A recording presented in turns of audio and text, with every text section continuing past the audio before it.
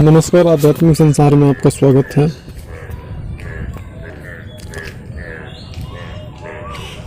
भैरव जी की सिद्धि सभी साधक चाहते हैं।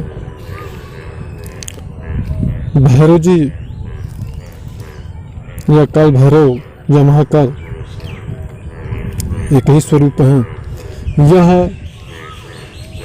रुद्र के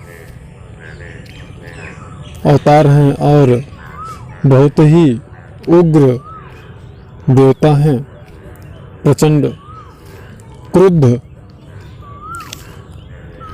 और जिस प्रकार से माता आदिशक्ति तमोगुण की अधिष्ठात्री देवी काली हैं, उसी प्रकार तमोगुण के अधिष्ठाता देव जो हैं वह भैरव बाबा को कहा जा सकता है। अगर कोई भी व्यक्ति जो कि तांत्रिक मार्ग में और तमोगुण की शक्तियों की उपासना और साधना करने वाला है, ऐसा साधक अगर भैरव जी की सिद्धि कर लेता है तो फिर अन्य किसी शक्ति की सिद्धि प्राप्त करने की उसे कोई आवश्यकता नहीं है, और यही परम सत्य है। भैरव जी की सिद्धि के द्वारा कई प्रकार के तांत्रिक प्रयोग, कई प्रकार के अभिचारिक प्रयोग और कई तांत्रिक क्रियाएं संभव हैं, जिनके लिए साधकों को अलग से किसी प्रकार की कोई साधना नहीं करनी पड़ती। ऐसी साधनाएं, जिन साधनाओं में या जिन प्रयोगों को करने के लिए या जिन अभिचारिक क्रियाओं को या जिन तांत्रिक क्रियाओं को करने के लिए साधकों को अलग से साधनाएं करनी होती हैं। छोटा सा उदाहरण अगर दिया जाए, साधक को अगर मारण प्रयोग करना है तो उसके लिए उसे विशेष प्रकार की साधना करनी होती है, या स्तंभन प्रयोग करना है तो उसे विशेष प्रकार की साधना करनी होती है, तब जाकर के स्तंभन प्रयोग सफल होता है, और वह साधना बहुत लंबी चलती है।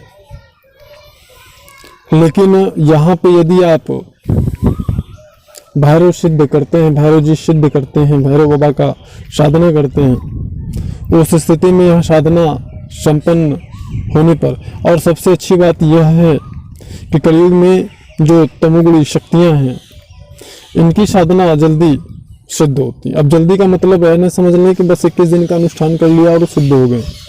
जल्दी से तात्पर्य यह है कि अन्य शक्तियों की तुलना में यह जल्दी सिद्ध होती है, लेकिन आपका मार्गदर्शक सामर्थ्यशाली होना चाहिए, योग्य होना चाहिए, अन्यथा यह उग्र शक्तियां हैं, आपको क्षति भी पहुंचा सकती हैं। यहाँ पर किसी भी गलती का